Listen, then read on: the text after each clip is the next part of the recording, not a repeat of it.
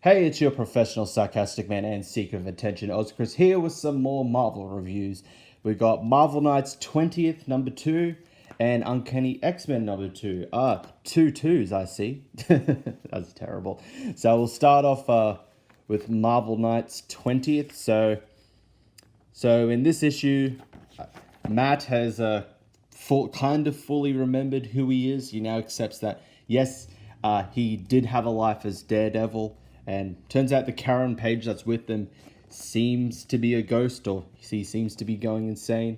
But the main plot of the story is we have kind of the first meeting between Banner and Frank Castle and Hulk and the Punisher, them realizing they have the kind of same dreams of a life they used to have, and they start to investigate it. And that, after their failed attempt to recruit Matt, get Matt to help them, they go to find Elektra, and of course it doesn't work out well. Frank gets the shit beat out of him because it's Elektra, of course, but in the end, she also reveals that she is also suffering from having dreams of memories of a life that she never had before, the true history. So, in the end, she eventually decides to join him, and then we get almost a sneak peek of Banner hulking out, getting his rage on. So, it's a good issue number 2. I think the art in this one is slightly better than the one in the first. I think the artist and the colorist in the first one, I'm not sure if it is the same people, but the artist and the colorist in the first one, they worked better in night scenarios that take place in dark, because a lot of the art during like lit up places wasn't particularly the best. But this one was an improvement. So I've been liking Marvel Knights 20th so far, despite my limited knowledge of Marvel Knights. So pretty good.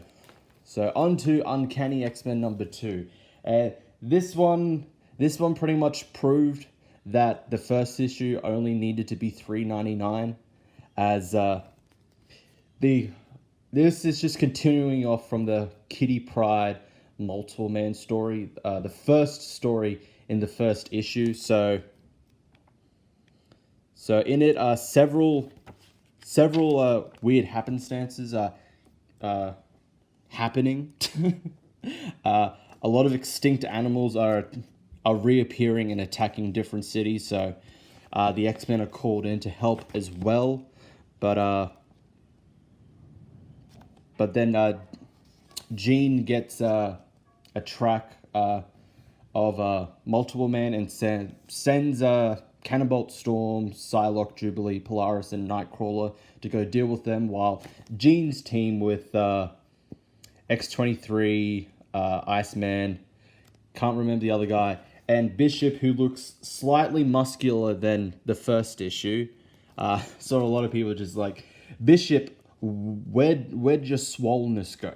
Honestly, you're supposed to be a buff dude. He's slightly more muscular than the first issue, but probably not enough for Bishop. And we get a little bit about the trainees that we don't particularly care about, because they're the trainees. Like with X-Men, a lot of people don't particularly care about the school students, pretty much the trainees. And then they encounter Multiple Man. Of course, nothing goes right, and he's displaying more powers than which he should have. He doesn't have other people's powers, so that's another thing to the mystery. Not only is something wrong with Jamie, each Multiple Man seems to have different powers as well, and that's the main part of the issue. They try to get this whole Jean and Iceman trying to be quippy and funny with one another. It wasn't particularly cringy or bad. It was okay.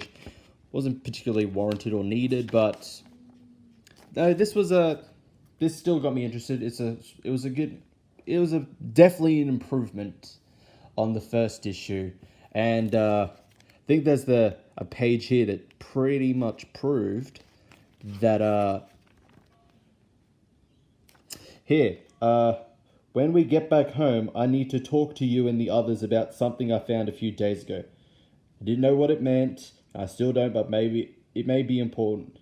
And pretty much that is the only reference to Bishop's story in issue number 1. There's really no mention to Jean's story, the second half of that in issue number 1 as well. So the main story will be this. It seems the whole Kitty Pryde multiple man thing, proving that issue number 1 should have only been a $3.99, at most a $4.99 comic.